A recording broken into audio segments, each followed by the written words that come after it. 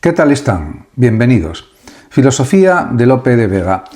Realmente en este vídeo voy a ofrecer unas explicaciones sobre la filosofía literaria del gran escritor, del gran poeta Lope de Vega. Realmente fue uno de los grandes genios del siglo de oro español, de las letras, y no cabe duda de que además de ser un monstruo de la naturaleza en el sentido positivo de los términos, ya que tuvo una producción asombrosa en cuanto a cantidad y calidad, también hay que hablar de su filosofía literaria. Lope de Vega se adentró en un territorio donde la literatura, la teología, la ética y la política se entrelazan con la experiencia vital y las pasiones humanas. Lope no fue un filósofo sistemático, pero su obra, que abarca más de 3.000 sonetos, cientos de comedias, novelas, epopeyas y tratados, constituye uno de los depósitos más vastos y densos del pensamiento español del siglo de oro. Su filosofía no se presenta como un sistema cerrado, sino como un espejo de la vida en su variedad, contradicción y dramatismo.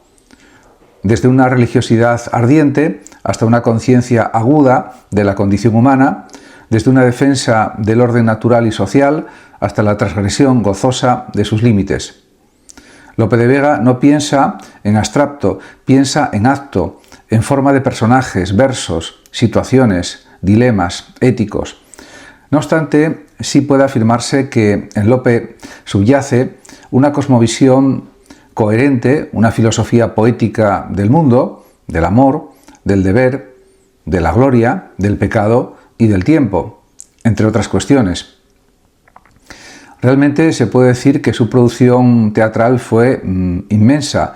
Se cree que escribió más de 1.500 obras de teatro y además en algunos casos era capaz de escribir una obra de teatro en una noche. Es algo realmente prodigioso su capacidad para escribir.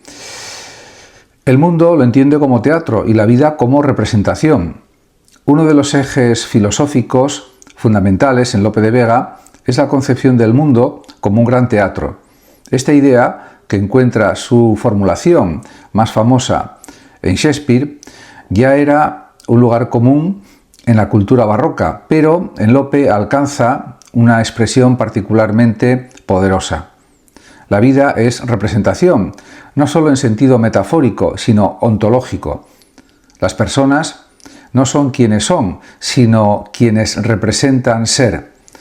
De esta manera, la identidad no es esencia, sino máscara, y cada máscara es un rol asignado por el destino, la sociedad o la propia voluntad. En este sentido, en este aspecto, la escena teatral no es un artificio que imita la vida, sino la vida misma desplegada en su verdad más profunda, más honda, como lucha, como impostura, como prueba. Los personajes de Lope no se desarrollan interiormente hacia una identidad verdadera, como por ejemplo en la novela moderna, sino que se afirman o se destruyen en función de su papel en la acción. El honor, la fidelidad, la pasión, el engaño son fuerzas que los habitan y los mueven, como si fueran actores guiados por un guión superior. Esta concepción implica también una ontología teatral del ser humano. Ser es actuar, existir es representar. Este dramatismo esencial tiene raíces filosóficas antiguas, el platonismo, el estoicismo, incluso el agustinismo. Pero en Lope se funde con la sensibilidad barroca. La realidad es mutable, cambia. Es una realidad escénica, efímera.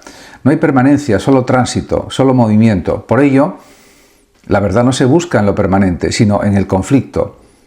La verdad de un personaje se revela en el acto de decidir, en la tensión entre el deber y el deseo. Y la ética, por tanto, es dramática. En relación con el honor y la dignidad, él afirma una ética del reconocimiento. El concepto de honor está muy presente en Lope de Vega, es el pilar moral del universo de Lope. Pero no se trata de una ética individualista o interior, como la kantiana, sino de una ética social del reconocimiento. El honor no es lo que uno cree ser, sino lo que los otros creen de uno. Es una construcción social que determina el valor del individuo en la comunidad. Esta concepción no es superficial. El honor es, en la visión de Lope, la forma en que la sociedad mide la virtud, el coraje, la fidelidad y la nobleza del alma. Sin embargo, el honor en Lope es ambivalente. Por una parte, es fuente de justicia, exige coherencia moral, valor, responsabilidad, pero por otro puede ser una prisión, obliga a venganzas, a ocultamientos, a sacrificios inhumanos, y en muchas de sus comedias el conflicto gira especialmente en torno a la restauración del honor perdido, especialmente en relación con la honra femenina. Lope, como buen hijo de su tiempo, buen hijo del siglo XVII, asume los códigos de su cultura, pero también los problematiza. Si bien exalta el honor, también lo representa como motivo de tragedia y absurdo. Y de esta manera se puede decir que filosóficamente esta ética del reconocimiento recuerda ciertas intuiciones de Hegel: el yo solo existe en el espejo del otro. El sujeto necesita ser validado por la mirada ajena. No basta con ser virtuoso o bueno, es necesario parecerlo. Esta tensión entre el ser y el parecer está también en el núcleo del pensamiento lopiano. La ética no es solo interioridad, sino también teatro social. En cuanto al amor, el deseo y la metafísica del afecto, hay mucho que decir. Lope de Vega fue, sobre todo, un poeta del amor. Su poesía, cargada de sensualidad, ternura, violencia y espiritualidad, constituye un tratado no sistemático sobre la naturaleza del deseo humano. A diferencia de los petrarquistas, por ejemplo, que subliman el amor en una forma de contemplación idealizada, Lope representa en cambio el amor como pasión viva, contradictoria, ambigua. No niega su dimensión espiritual, pero tampoco su carnalidad, su corporalidad. Para Lope el amor es una fuerza ontológica, transforma al ser, lo eleva o lo destruye. No es solo afecto, sino metamorfosis. En muchos de sus personajes, enamorarse equivale a dejar de ser quien uno era, a desestabilizar el yo. El amor, además, no se elige, acontece, sucede. No es racional ni moral, sino vital.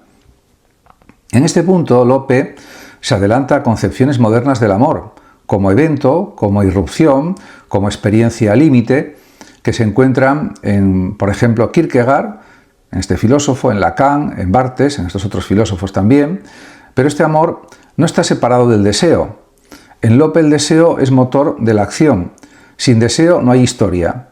Lope no teme mostrar el erotismo, incluso en sus aspectos más turbios.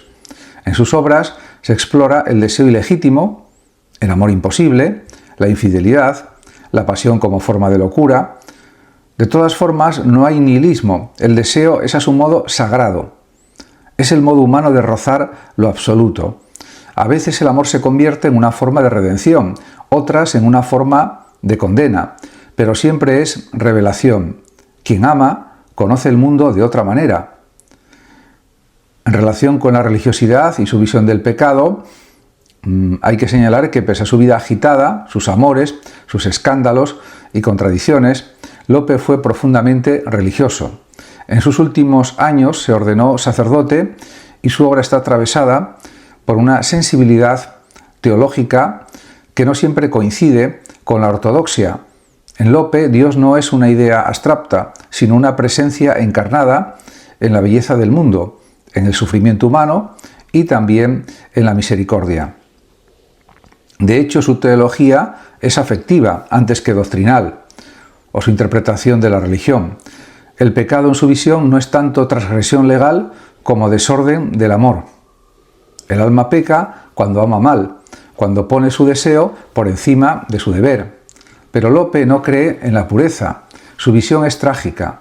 El alma está dividida entre la carne y el espíritu, entre el mundo y el cielo. La santidad no es la ausencia de pecado, sino la conciencia del mismo. Por eso, muchas de sus obras terminan en una forma de reconciliación, no siempre con la ley, pero sí, se puede decir, con una verdad interior o divina. Hay también en Lope una mística de la contradicción. El alma busca a Dios incluso mientras peca. El deseo humano es sombra del deseo divino.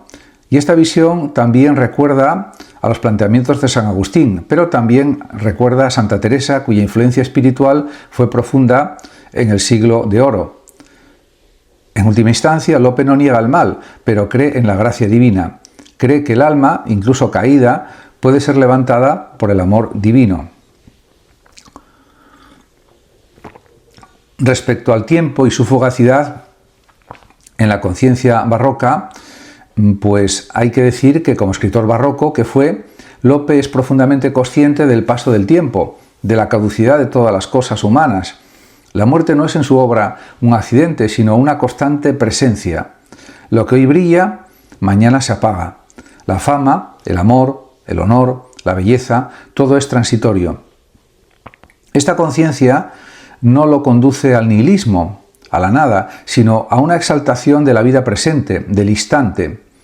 Y en este sentido, pues él reafirma el valor de la filosofía del carpe diem, tan característica del Renacimiento. En Lope se mezcla con un sentido trágico de la finitud. El tiempo para él no solo huye, devora. Por eso sus personajes viven intensamente, aman sin medida, luchan hasta el extremo.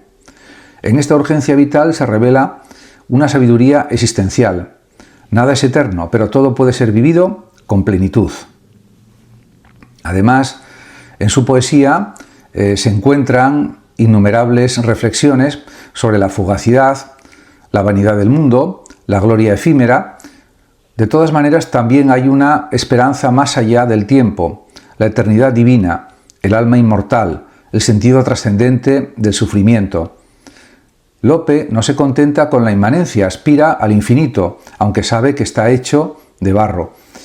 Y además, en cuanto a su filosofía del arte y a su ontología del teatro y a su poética, en su famoso arte nuevo de hacer comedias, en este tiempo, Lope ofrece una poética que es también una filosofía del arte. Rechaza los preceptos clásicos, por ejemplo, las unidades aristotélicas de espacio, tiempo y lugar, las reglas rígidas, y propone un teatro vivo, dinámico, cercano al pueblo. El arte para Lope no debe imitar los modelos, sino la vida. La verdad del arte no está en la forma, sino en el efecto. El buen teatro no es el que sigue reglas, sino el que conmueve, el que hace sentir, el que despierta la pasión y a la vez la reflexión. Esta poética no es anárquica, como se podría pensar, sino profundamente filosófica. De hecho, Lope afirma que el arte debe responder a su tiempo, hablar la lengua del pueblo, representar sus valores, sus sueños, sus conflictos. En este sentido, el teatro es un acto de conocimiento, nos muestra quiénes somos, cómo vivimos, qué deseamos. Pero también es un acto político, configura el imaginario colectivo, transmite ideales, critica injusticias, reproduce o subvierte estructuras de poder. Y de esta manera, Lope entiende que el arte tiene una responsabilidad ética y social, pero no sacrifica la belleza ni el placer. Su filosofía del arte es profundamente humanista. El arte existe para elevar al hombre, para mostrarle su dignidad y su miseria, para recordarle también que es polvo, pero polvo sagrado. En cuanto a su filosofía política y sus planteamientos acerca de la monarquía, el orden, pues hay que decir que aunque no desarrolló una teoría política sistemática, en la obra literaria de Lope se advierte una visión clara del orden político. Defiende la monarquía como forma natural de gobierno, reflejo del orden divino. Para él, el rey es imagen de Dios en la tierra, garante de la justicia y la paz. Sin embargo, esta visión no es servil. El rey debe ser justo, virtuoso y digno. Cuando el poder se corrompe, el pueblo tiene derecho a la protesta, aunque no necesariamente a la rebelión abierta o a la rebelión violenta. En muchas de sus comedias, Lope representa conflictos entre señores y vasallos, entre poderosos y humildes. Aunque suele resolverse con una restauración del orden, frecuentemente introduce una crítica velada a los abusos del poder, a la injusticia social, a la hipocresía de las clases altas, etc. El pueblo es en sus obras el portador de una sabiduría moral que a veces supera a la nobleza. Además, Lope cree en el orden, pero no en la tiranía. Cree en la ley, pero también en la equidad. En este sentido, su filosofía política es moderada, cristiana, pero sensible al sufrimiento y al abuso. No propone revoluciones, pero sí reformas éticas desde el corazón del poder. Como se puede observar, pues sus planteamientos encajarían perfectamente en el siglo XXI, en la actualidad, porque al final la naturaleza humana ha sido siempre parecida a lo largo de los siglos, o igual diría yo, y también se preocupa Lope de la mujer como sujeto ético y estético. Una de las dimensiones más sugerentes de la filosofía implícita en Lope de Vega es su representación de la mujer. Aunque vivió en una época dominada por estructuras patriarcales rígidas, Lope construyó personajes femeninos que a menudo desafían los límites impuestos por la tradición. Mujeres que razonan, que eligen, que aman con pasión, que mienten y se redimen, que salvan y se rebelan. Estas figuras no son simples arquetipos, sino sujetos éticos y estéticos en todo su sentido. La filosofía de Lope podemos decir que no se encierra en una antropología uniforme. Frente al discurso dominante de la época, que veía a la mujer como un ser débil, inconstante, pasivo, Lope opone un modelo de subjetividad femenina activa, capaz de rivalizar o incluso superar al varón. No es raro que en muchas comedias la mujer sea quien resuelve el conflicto, descubre el engaño, articula el sentido o el significado, piensa, ama, lucha. No obstante, esta visión no es abiertamente feminista en el sentido actual de la palabra. Lope no renuncia al marco cultural de su tiempo. La mujer virtuosa, fiel, abnegada, también está presente. Pero en la tensión entre el ideal tradicional y la irrupción de figuras femeninas complejas aparece una idea embrionaria de la diferencia. La mujer no como espejo del varón, sino como otro sujeto ético capaz de producir sentido por sí misma. En este punto, Lope se adelanta a muchas reflexiones contemporáneas. La ética de la alteridad, la crítica al esencialismo, la representación de los géneros como construcciones simbólicas. Su teatro se convierte de esta forma en un espacio filosófico de disputa de identidades, donde lo femenino no es lo otro, subordinado, sino una voz plena que exige ser oída. En cuanto al perdón, la redención y la misericordia, se puede decir que desarrolla una especie de filosofía del alma herida, y uno de los aspectos más conmovedores de la filosofía lopiana es su tratamiento del perdón. En muchas de sus obras el conflicto no se resuelve por la fuerza ni por el castigo, sino por la reconciliación. El alma caída no es eliminada, sino redimida. Esta concepción cristiana del perdón no es debilidad, sino profundidad moral. El perdón se puede decir que es una forma superior de justicia, porque reconoce la complejidad del ser humano y su capacidad de cambio, de transformación. Lope además entiende que el hombre peca, miente, traiciona, etc., pero también puede reconocer, arrepentirse, reparar. Esta antropología esperanzada no niega el mal, pero tampoco lo absolutiza. En el fondo es una filosofía del alma herida. Todos llevamos dentro un abismo, pero también una posibilidad de luz, de claridad. Esta visión de la redención implica también una ética de la misericordia o de la compasión. Comprender al otro es más importante que juzgarlo. Levantar al caído es más noble que castigarlo, etc. Este pensamiento aparece tanto en sus dramas religiosos como en sus comedias profanas.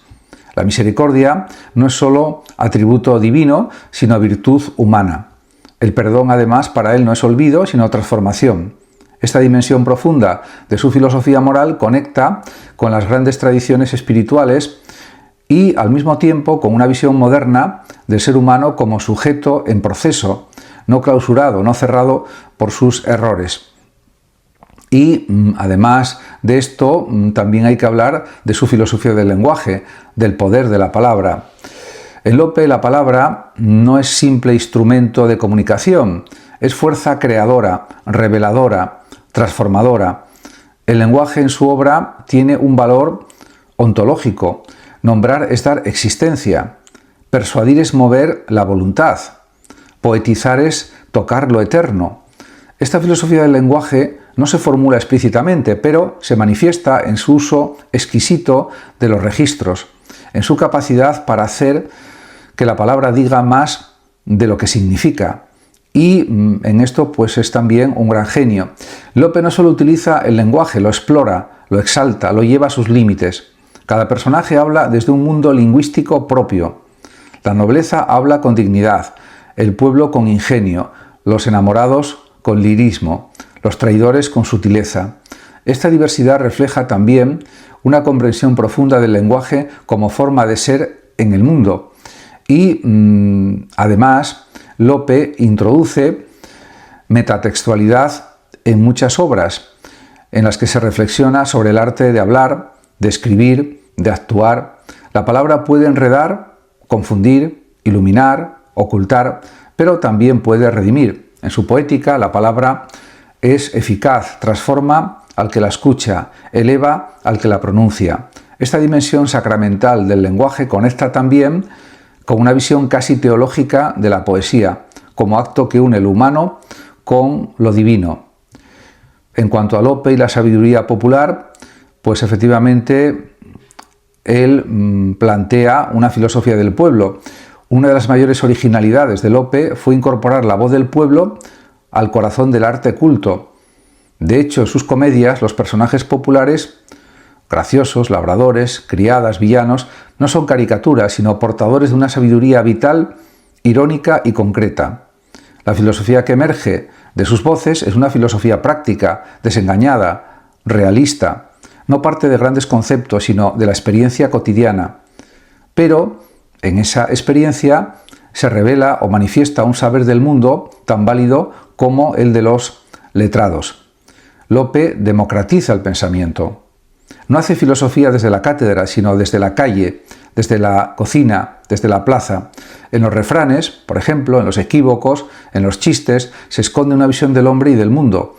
Esta sabiduría popular es profundamente filosófica porque pone en cuestión las verdades solemnes, las imposturas del poder, las abstracciones vacías, etc.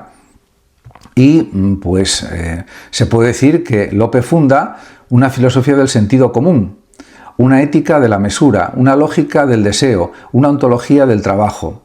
El pueblo, en su obra, es sabio no porque lea los clásicos, sino porque vive con intensidad, con sentido de la justicia, con capacidad de reír y de resistir.